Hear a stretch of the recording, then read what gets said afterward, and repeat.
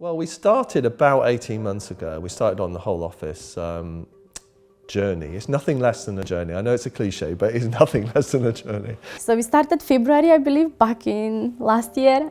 It's all kicked off. We thought like, okay, 10 to 12 weeks, the fit out, how long it can take the design, you know, like maybe 1 month maximum to New England.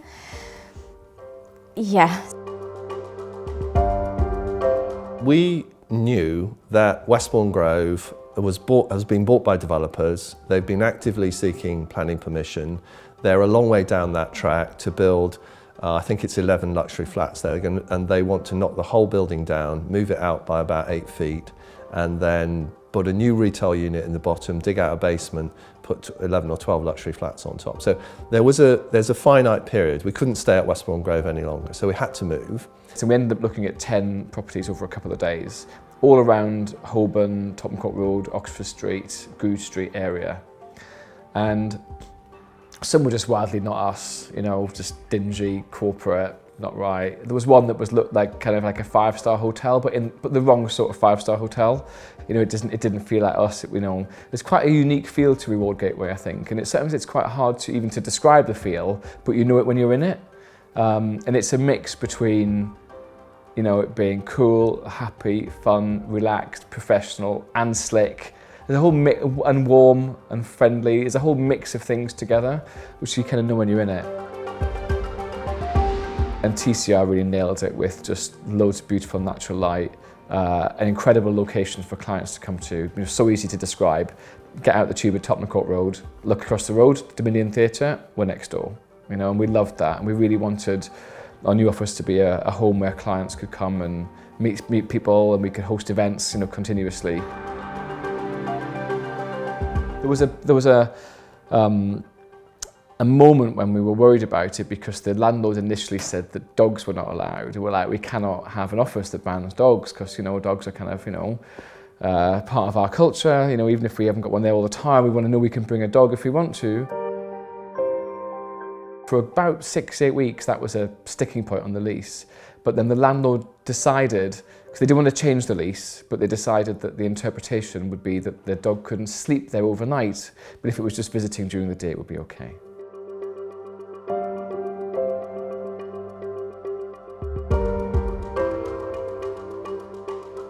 We looked at probably about 30 different interior design companies. Oh yeah, there was something there.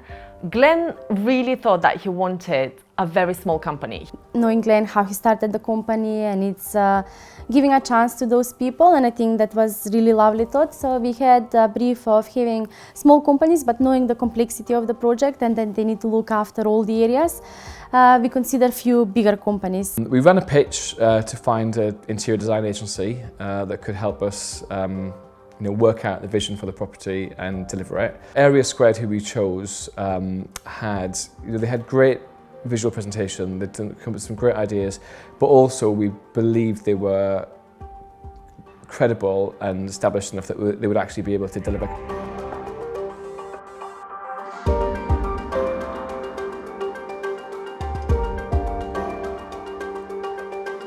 So Project Meadow, my role has been, I'm creative director at Area Square, so all of the design actually and the creative output. Exploring, you know, what we can do, because I know that he said, you know, if it's not broken or we've not pushed it that far, then, you know, we're really not going in the right place. So that's when I was like, this sounds like fun. And I think everything the design had to do would be exactly that. It was to be pushing the boundaries in every aspect. So, you know, in terms of the colour scheme, the layout, the agility of the space, the technology that we were using as well. So for us, it was, and something that really resonated with me that Glenn said at the beginning was, he wanted to know that we'd pushed it so far that even if we'd pushed it too far and it didn't work and we had to go back, he wanted to know that he'd hit the boundary. For us, you know, a big thing we wanted to do was to make sure that there's a consistent design language between, you know, what you're pitching to your clients and your quality of your service and your branding and everything else, and your collateral that your marketing team produce, but also linking that back to your physical space so that there's that sort of consistent message, and then hopefully rolling that out across, you know, the European offices and almost setting up a design standard that, you know, Reward Gateway can then roll out across the globe. So they were some of the big sort of influential factors early on. And I just look after the furniture for the project, which is really nice because you get someone specialist to kind of give you exactly what you want, because there's so much out there in the marketplace. I think with design and build, you very much like, that's the image, that's what you're getting, but there was such a big process thereafter to refine it all, when it's actually almost irrecognisable of the first pitch, which I think actually it actually reflects your brand and your, you know, what your brand core values are more so, because we've got to know you, we've been able to tweak it along the way.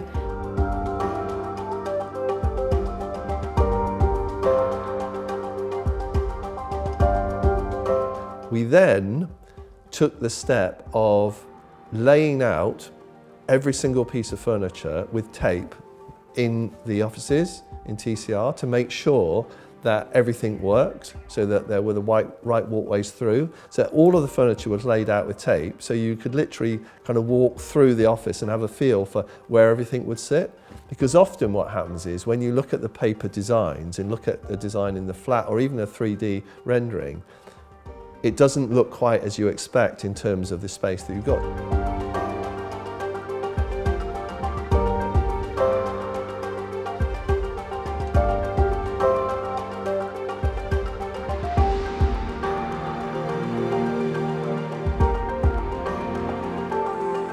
Our brief was that it needs to be timeless, it needs to be a classic, predominantly like the 1950s, 60s candy design, because if a design has been so sustainable and long-living for such a long time as a piece, that means that it really has quality in it. So you don't have to think like 10 years later whether you need something else, because it will still do the job that you want it to do for you. It's quite rare, I think, you'd go into an office full of, you know, millennials and you would have that kind of standard and the detail and everything that, you know, you're given to your staff there. It's amazing. Normally people kind of want to, you know, cut back on things like that, but to be sitting on like an Oxford chair as your task chair at, you know, a USM desk is pretty mega.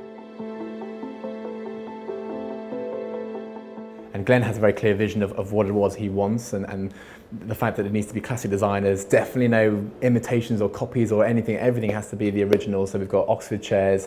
We've never used Oxford chairs as a task chair for the main open plan before, but it's a gorgeous design classic. We've put a fully functioning cafe right in the middle of the office. So that in itself is like, very few places do that, right? This is not a separate room with a cafe in it. It's not a tea point where we make a bit of coffee. This is a fully functioning cafe with a kitchen and baristas serving coffee. The whole thing's completely different.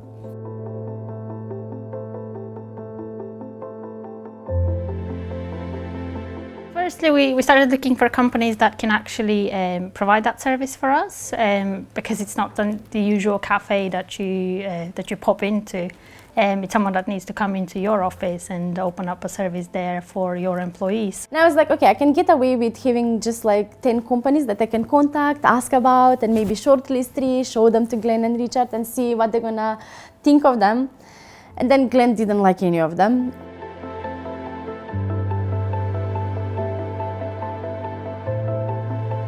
We went and researched another 30 companies. We've done an amazing job with helping me with that.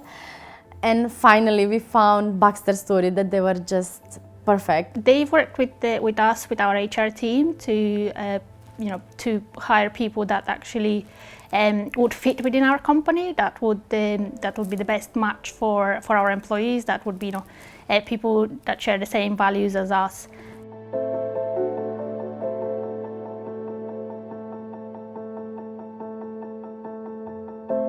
Now when you see the cafe area, and it's not only like a standout piece, it's also like a place where people can gather, they can work on ideas, they can just chat about life. It's kind of like multifunctional thing. It's not only like a standout piece, and it's not just art, it's something that we can use.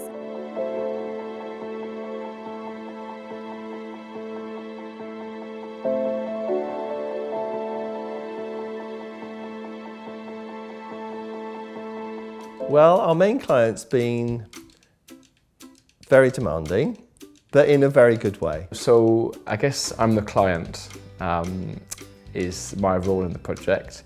When Glenn is involved, no detail is hidden, everything is seen, he sees everything, any slight, misalignment or anything like that. Okay, so Glenn, what do you want? I want the Oxford chair. Okay, we are getting the Oxford chair.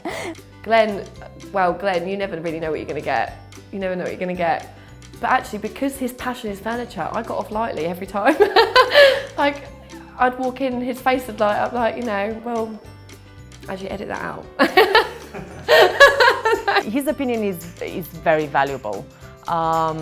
But at the same time, it's just the fact that we were discussing things like, what do we smell like? What do we smell like, Sevi? What does Reward Gateway smell like? How should it smell? Like, when you go in the bathroom and you pick up the soap, is it floral? Is it rose? Is it roses? Is it is it fresh? Is it citrus? And I've said to Sevi, we need to figure this out. How should we smell?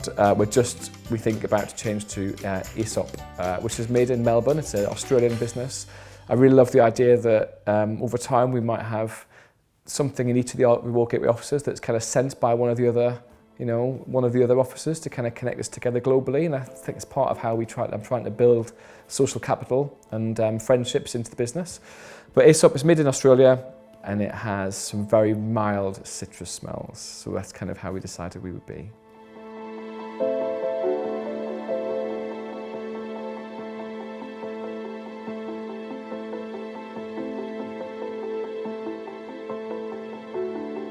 One of the really big things that I've learned on this project is that workspace is much more important in culture and employee engagement than I thought. Yeah, so you can tell that I didn't think it was important because it wasn't on the engagement bridge until 7 or 8 months ago. As we got halfway through the project and we realised, how much we were doing and it was going to change how we worked, we realised how important it was to somehow involve all RG people who would be in the building.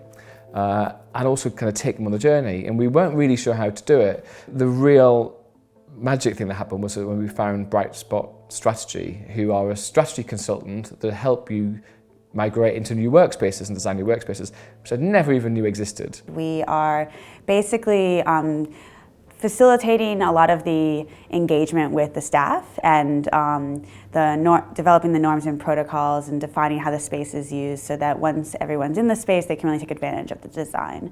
We'll also be measuring the success of the design through surveys and other activities like that.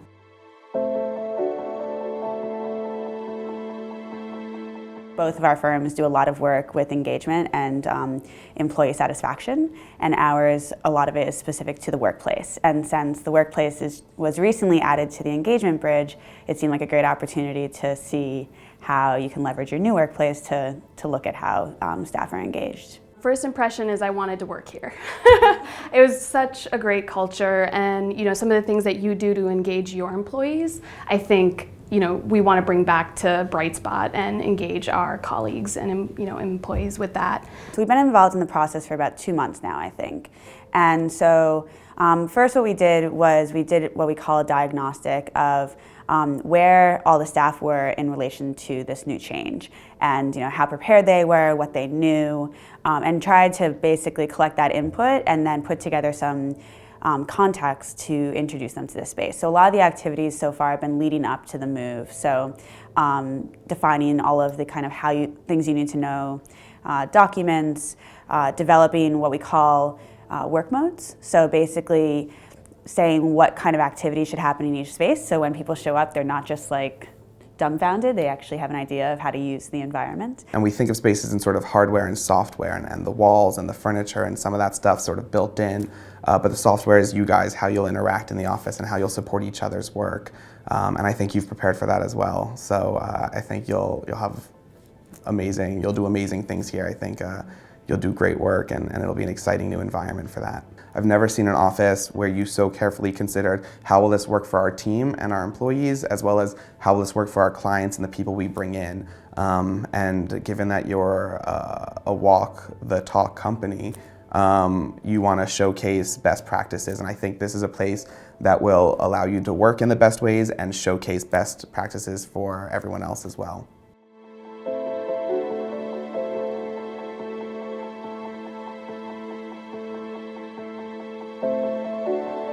My favorite bit is, I think the windows, seating next to the windows. I really feel right when I sit next to the window and I just observe all the madness down. I'm like, yeah, you go and try to cross that traffic light. My favourite space would have to be, I would say, the secret garden. I love the secret garden. I love the fact that you'd walk down there and you've got no idea it's in there. Hands down, it's got to be the secret garden. I quite like the sofa booths. They look really comfy. I think the kitchen area for me. I just love how it all came together in the end, and the branding and once you go onto the whiteboard or the chalkboard, blackboard, that's going to be really cool. I think I like the dens. I've only seen those, I think, in the showrooms. I haven't seen them in an office set up, but I think I would definitely use those a lot. I love every area of the office, right? I love the whole office. It's fantastic, you know, because we've tried every area, but the things that are really different, I mean, I like the idea of the big communal tables. I like that. I mean, I'm quite happy to go to restaurants where it's a big communal table. I quite like that style because I think it's more informal. I think it brings people together more as well. Two of my favourite places are the two smallest rooms, which is a room that I call number 90 because it's got number 90 on the door, which is a hark back to kind of home, 90 Westbourne Grove, which is also called the library. And that's a place for like quiet reading. You can go in, lock the door, no one can see you in there. When you turn the light on, the light comes on outside so people know you're in there. And it's like a little oasis where you could read a tender, read a book, read a magazine, review a document someone sent you. Just go in and think about something.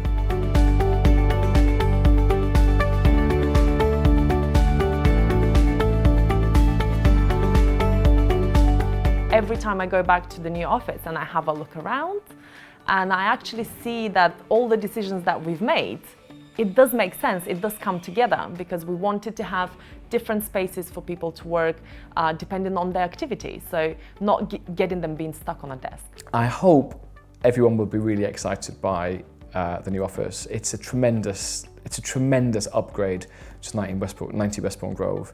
I'm also excited about our staff from other offices coming and seeing it and taking parts of that vision out back to their places too. My real hope for the new office is it makes a radical improvement on how we collaborate in between teams. And for that to happen, all I need, my fingers are crossed, all I need is for everyone to truly embrace agile working and to, you know, we all crave certainty and familiarity, so it's natural we want to sit with people that we know.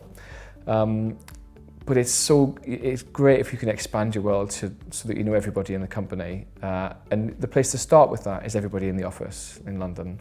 And I think if we do that, I think we could do even more magic things at Reward Gateway because of the, you know, it's the things that you overhear, you know, the things that you're sitting amongst different people on a different day and you just hear someone say something that you can contribute to, or you can learn from, or you can take somewhere else. And I think if we kind of let go of our natural urge to want to sit with our friends, yeah, and we're brave enough to embrace agile working, I think real magic things will come from it. And I hope that everybody feels that we've delivered what's more than an office. You know, this is a new way of working, it's a new workplace, and you know, I think everyone will agree it's really, really special. Today is the end of an 18-month project to build us our new London home. But it's much bigger than that because like the home that we hope we've built here kind of shows everything about the company that we want our clients to see. We hope to roll out a lot of the ideas around the world in our new offices as we expand. Do red. Red? I'll do blue. Yeah? That's before. We're open.